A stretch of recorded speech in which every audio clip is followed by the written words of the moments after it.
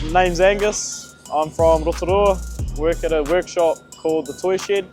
The experiences I experienced this weekend was working on tyres, making sure that the correct pressure, stacking them right, numbering them, getting them all ready to go straight onto the cars, cooling the car down when it comes in after the race. Things I learnt this weekend was working at a fast pace, hands-on, getting things right, working with others.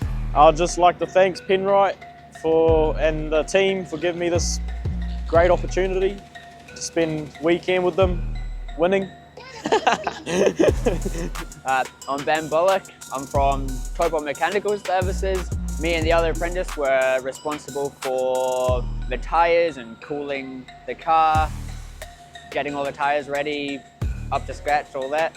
I've learned from this experience how to work fast-paced, work with others, work in a very heated environment, and I'd like to thank Penrite and the team for this opportunity.